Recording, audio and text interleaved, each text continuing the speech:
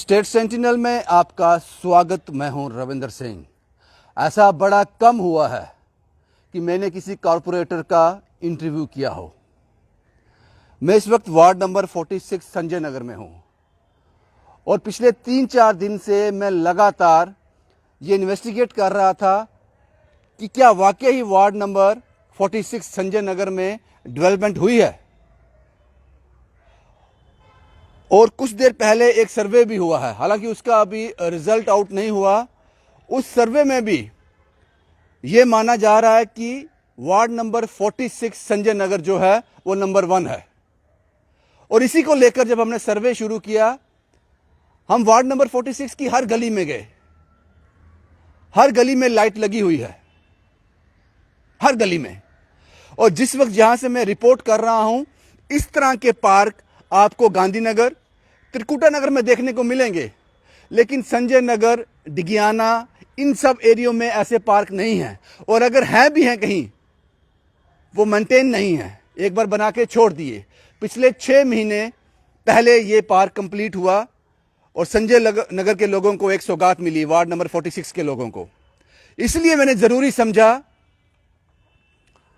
उस कॉरपोरेटर से बात की जाए। हम हमेशा खामियां पकड़ते हैं, लेकिन जिसने काम किया हो उसकी तारीफ भी करनी चाहिए। और आज सुबह मैंने देखा 6:30 बजे ये गलियों में चक्कर लगा रहे होते हैं। जो लाइट लगी हैं, कोई फॉल्ट तो नहीं है, कोई बंद तो नहीं हो गई। तो मैंने कहा कि ऐसे कॉरपोरेटर को आपके सामने लाना बहुत जरूरी है, बहुत जरूरी है आपके सामने लाना। मेरे साथ द्वारका साहब हैं, द्वारका चौधरी साहब, वार्ड नंबर 46 से हैं और कॉरपोरेटर है कांग्रेस से। और इन्होंने एक बदकिस्मत बात मुझसे कही। इन्होंने कहा, जब भी मैं अपने लोगों के लिए कुछ मांगने जाता हूं, मुझे लड़ना पड़ता है, मुझे आसानी से वो चीज मिलती नहीं। मैंने पूछा कारण? उन्होंने कहा, मैं कांग्रेस से हूं। ये बदकिस्मती है। द्वारका जी, आपका बहुत बहुत स्वागत है। थैंक यू जी, शुक्रिया अरविंदर जी। सबसे पहले मुझे ये बताएं, आज सुबह मैंने आपको देखा 6-6:30 बजे आप पूरी तरह से तैयार होकर गलियों के चक्कर लगा रहे थे, क्यों? अरविंदर जी, पहले तो मैं थैंक्स करता हूं आपका कि आप ने आज जहां मेरा इंटरव्यू ले रहे हो इस विषय में। मैं डेली सुबह 6 बजे निकलता हूं, 6 से भी पहले निकलता हूं और तकरीबन मैं मॉर्निंग वॉक भी करता हूं और एरिया की काम भी देखता हूं। जैसे कहीं स्ट्रीट लाइटें ख़राब हैं तो मैं खुद देख लेता हूं कि किस गली में स्ट्रीट लाइट नहीं चल रही है, कहीं सफाई नहीं हुई है, जहाँ कोई कहीं मलबे का ढेर मुझे मिल जाए तो सुबह जब 7 बजे हमारे सफाई कर्मचारी आते हैं तो मैं उनको नोट करवाता हूँ, भाई ये ऐसा मैं देखा है, इसको जल्दी से रिमूव करो। और मैं बाकी डेवलपमेंट भी देखता हूँ। पार्कें बनी हैं, हमने 2 पार्कें जो हैं वो बनाई हैं। एक तो भगत सिंह पार्क जो पहले बनी थी उसको हम मेंटेन कर रहे हैं, उसमें भी काफ़ी हमने बेंचेज लगाए, उसमें हमने दीवारें लगाई, उसके अंदर हमने वहाँ पे और कई चीज़ें जो हैं वो लगवाई हैं। जो पार्क के अंदर झूले लगवाए वहाँ पार्क के अंदर। फिर हमने वहाँ एक डिस्पेंसरी है, आपने देखा होगा, उसमें भी हमने काफ़ी काम किया है। तो इसी तरह बाहर के अंदर किसी किस्म का भी काम, रोड हमने काफ़ी जो खराब थे उनको ठीक किया। ये कहा जा सकता है कि अभी संजय नगर वार्ड नंबर 46 में सभी गलियों में लाइटें हैं? बिल्कुल, तकरीबन 99% है। अगर कोई 1-आध% रह गई है तो उसके लिए मैं अभी बता दूं आपको कि 1 और 2 दिन में ठीक हो जाएंगे। आज भी हमने 20 लाइटें लगवाई नहीं, और अगले 2 दिन के अंदर संजय नगर बिल्कुल कंप्लीट होगा। कोई एक भी नहीं गली में ऐसी गली होगी जहां लाइट नहीं होगी। और दूसरा मैं बता दूं कि तकरीबन 99% हमने गलियां बना भी दी हैं। जहां टाइलें ख़राब थी, कहीं रोड ख़राब थे, सब बनाए हैं। और जहां ब्लैक टॉपिंग करनी थी, मैंने 100% ब्लैक टॉपिंग की है। जहाँ जहाँ भी संजय नगर में ब्लैक टॉपिंग थी, हर एक गली में हमने ब्लैक टॉपिंग, कोई ऐसी गली नहीं संजय नगर में कि ब्लैक टॉपिंग के सिवाय वो रही होगी। और दूसरी बार फिर करने जा रहे हैं हम दोबारा अगले 1-2 महीने में। एक बार दोबारा जहाँ भी थोड़ी बहुत ही ख़राब है, दूसरी बार करने जा रहे हैं। इसलिए संजय नगर में मैं आपको बता दूं, इसके अलावा हमने जो हम जहाँ बैठे हैं, ये नई पार्क बनाई है। ये जहाँ पे ट्यूबवेल था, और ट्यूबवेल के लिए जहाँ जगह जो 6-7 कनाल आप देख रहे हैं, इसमें बहुत पानी खड़ा था, इसमें बहुत गंदगी थी। और जब मैंने इधर देखा तो मैंने सोचा इसमें पार्क बनाई जाए, और आज आप देख रहे हैं एक बेहतरीन पार्क। इस पार्क के अंदर हमने पाथवे बनाए, बेंचेज लगाए, ये सतड़ी लगाई, हमने बाथरूम बनाए, और इसके साथ साथ हमने पीछे झूला लगाया, और इसमें अच्छा काम किया। एक चीज़ आपने और कही, वो बड़ी बदकिस्मत है, वो नहीं होनी चाहिए। आपने कहा कि मुझे अपने लोगों का हक लेने के लिए उनकी जब मांग लेकर मैं डिपार्टमेंट के पास जाता हूँ, म्यूनसिपैलिटी के पास जाता हूँ, जेएमसी के पास जाता हूँ, तो मुझे लड़ना पड़ता है। क्यों? देखिए, आपको पता है जो बीजेपी है, जो कहते कुछ हैं करते कुछ हैं। हाउस के अंदर जो बड़े बड़े फैसले करते हैं, हम लोग भी उसमें होते हैं, लेकिन उसके बाद इम्प्लीमेंट कुछ नहीं होता। लेकिन अपने लोगों के लिए हम डायरेक्ट कमिश्नर साहब से और बाकी ऑफिसर साहब से हम लड़के भी हम अपना हक ले लेते हैं, क्योंकि ये लोगों ने हमको चुन के भेजा है। लेकिन अगर इन पे रहें तो आज भी मैं कहूँ भेदभाव होता है। कई बिल्कुल भेदभाव भी करते हैं। किस लिए? कि कांग्रेस से या बीजेपी से? ऐसे भी करते हैं, कोई इंडिपेंडेंट है, कोई कांग्रेस से हैं। इनकी अंदर से जो मनसा रहती हैं कि इनका कोई काम हो और हमारे लोगों के ज़्यादा हों, लेकिन इनके लोग भी रोते हैं क्योंकि इनके अंदर वो शक्ति नहीं है कि जो काम कर सकें। आपको लगता है कि अगर आप बीजेपी से होते तो ज़्यादा काम करवा पाते? और नहीं, ऐसा नहीं है। ज़्यादा सुनी जाती। हम पहले कांग्रेस के साथ ही थे, पिछली बार भी हमने अच्छा काम किया, कांग्रेस की सरकार थी। बीजेपी वालों के खुद नहीं इनको पता काम करना कैसे है।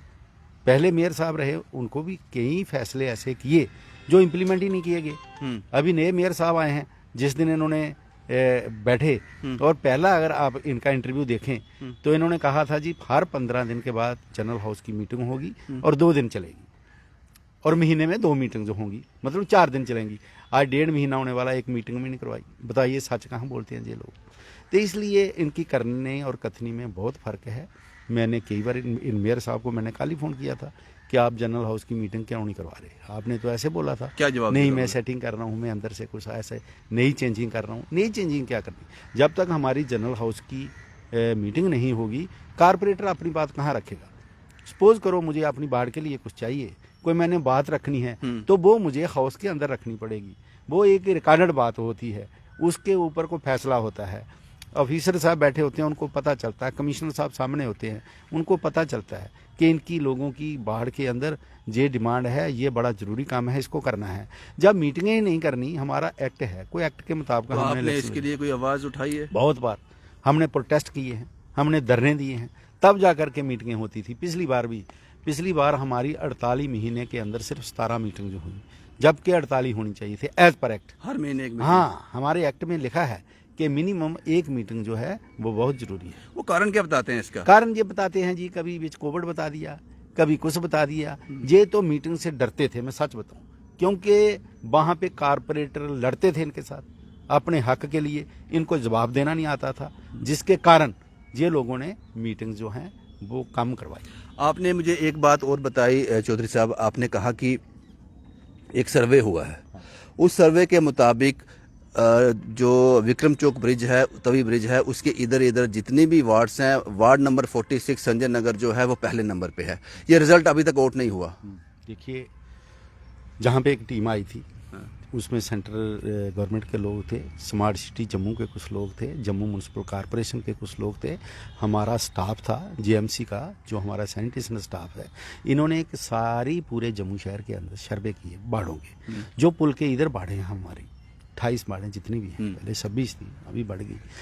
उन बाढ़ों के अंदर उन्होंने मुझे खुद बताया कि आपकी बाढ़ नंबर 1 बाढ़ जो है, हमें देखने में जो सर्वे में आया, जो टीम हमारी ने देखा, उन्हें सड़कें भी देखी, उन्होंने सफाई भी देखी, उन्होंने लाइट्स भी देखी, उन्होंने पार्कें भी देखी, उन्होंने हर चीज़ पे नज़र मार के नंबर 1 पे आपकी बात दी है। ये मुबारक है आपको, उन्होंने मुबारक भी दी मुझे। लेकिन उसके बाद इन्होंने रिजल्ट दबा के रखा। इन्होंने सोचा कि हमारी बेइज्जती हो जाएगी, लेकिन आज तक रिजल्ट नहीं आया। मैं पूछूंगा इनको कि उसका रिजल्ट क्यों नहीं निकाला आपने। फिर रहे इधर नंबर 1 में हमारी आई थी, सिटी में नंबर 1 कौन था, फिर वो देखना था दोनों में से ज़्यादा नंबर किसके हैं, तो उसको नंबर टॉप रखना था। तो लेकिन इन्होंने आज तक रिजल्ट नहीं निकाला। शायद उधर भी कोई कांग्रेस वाला ही ना हो, मेरा अपना ख्याल है। इसलिए इन्होंने ये नहीं रखा कि हमारी पार्टी हमारी बेइज्जती करेगी, हमारे लोग करेंगे। चौधरी साहब, एक सबसे इम्पोर्टेंट सवाल है, अगर आपने इस चीज़ों पर अमल कर दिया तो आपको किसी की ज़रूरत नहीं है, जनता की ज़रूरत है, सिर्फ आपको जनता अगर आपके साथ हो। अगर वार्ड नंबर 46 संजय नगर में अगर किसी को कोई कंप्लेन रहती है, किसी को लाइट्स की प्रॉब्लम है, गंदगी की प्रॉब्लम है, गाड़ी टाइम पे नहीं आ रही, गली टूटी है, आपको किस तरह से अप्रोच कर सकते हैं? हालांकि आप घूमते रहते हैं, फिर भी आपके साथ अगर वो आपसे मिलना चाहते हैं तो क्या उसके लिए उनको अपॉइंटमेंट लेना पड़ेगा, या द्वारका चौधरी साहब के लिए खुले बैठे हैं, जब मुझे मिल लो? मेरे से अपॉइंटमेंट किया था, मैं तो खुद आपको पता 6 बजे गलियों में होता हूँ जी। मैं तो हर गली में हफ्ते में 2 बार जाना ही जाना, चाहे कोई, मैं आप खुद देखता हूँ काम।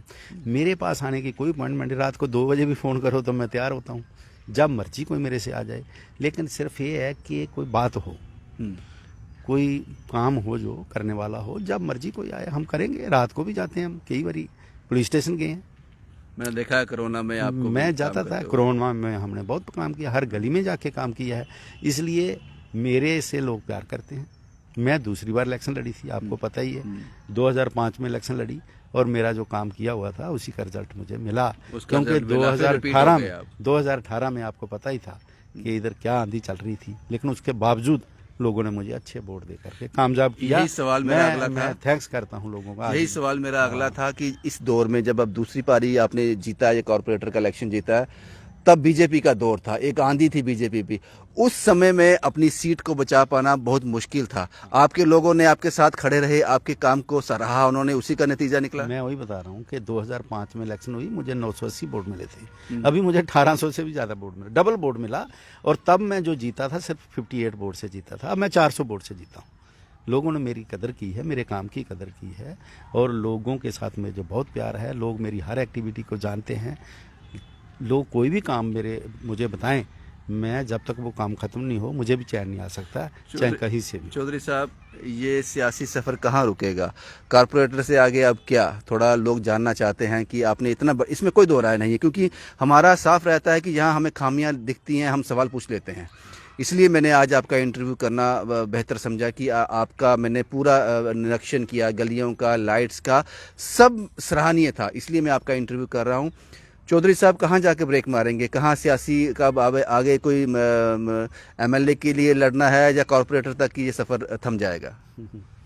ये तो ऊपर वाले को पता है कि किस्मत में क्या है। लोग क्या लेकिन कहते हैं मैं आपसे? कहता हूँ कि मैंने खुद पार्टी को कहा है कि आप मुझे अगला मैंडेट जो है एमएलए का दीजिए कहीं से भी, तो मैं जो है वो करूँगा, फाइट करूँगा, हम कंटेस्ट करेंगे इलेक्शन। नहीं तो देखो जो मंजूर है ऊपर वाले को, और लोग तो वैसे प्यार करते हैं, ऐसी कोई बात है। इसमें कोई दो राय हाँ, नहीं। कारपोरेटर जो है वो तो आपको पता ही है, आप भी जहाँ। लेकिन मैंने एक इंटरव्यू किया था बलोरिया साहब का, जब वो उन्होंने अपना पोस्ट संभाली थी, मैंने उसका इंटरव्यू किया था, और बलोरिया साहब को मैंने पूछा था कि क्या ये भेदभाव रहता है, जब एक कांग्रेस का कॉर्पोरेटर आपके पास आता है तो आप उसको इतना इम्पोर्टेंस नहीं देते, जब अपना लोग आएगा तो? उन्होंने सिरे से खारिज कर दिया था, और उस वक्त आप भी वहाँ बैठे हुए थे, आपको याद होगा। तो उसमें सच्चाई है या नहीं? नहीं, देखिए, अगर हम पावर में हो हम भी ऐसे ही कहेंगे। ये लोग जब पावर में हैं तो ये कहाँ बोलेंगे हम भेदभाव? हमने ऐसे हमने किया था, जब मैं भी चेयरमैन रहा हूँ, मैंने सब लोगों को काम करके दिखाया था। आपने भी भेदभाव किया था? बिल्कुल नहीं। मैं बताऊं, ये लोग करते, इनसे काम ही नहीं हुआ। पहले नंबर तो इनसे काम ही नहीं हुआ। मैं जब चेयरमैन था जम्मू म्यूनसिपल कॉरपोरेशन में, मैं पहला चेयरमैन बना था, पहला मैं सोशल जस्टिस का, और उसमें जो एक्ट के मुताबिक जो लिखा था कि ये कमेटी क्या कर सकती है, हमने करके दिखाया। सिलाई मशीन से हमने पूरे शहर में बांटी, मेरी under the chairmanship of mister Dwarka Chaudhary, मैंने जो थी वो मशीनें बांटी। हमने जो बच्चे थे उनको वर्दियाँ बांटी, जो गरीब बच्चे थे उनको किताबें लेके दी। हमने हर एक वार्ड के अंदर ये जो काम किया, जो बिलो पॉवर्टी लाइन लोग थे उनके लिए काम किया, करके दिखाया। उसके बाद कुछ नहीं हुआ। शुक्रिया द्वारका जी, हमने आपसे बात करना मुनासिब समझा, उसके पीछे वजह थी। किसी को भी डाउट हो, संजय नगर वार्ड नंबर 46 में आप ज़रूर विजिट कीजिए। आज भी वहाँ पे लाइट्स का काम चल रहा है। ये वो लाइट्स हैं जो कभी लगी थी, फॉल्ट हो गया, वो वापस रिप्लेस हो रही हैं, और सुबह 6 बजे निकलते हैं। ऐसे कॉर्पोरेटर की ज़रूरत है।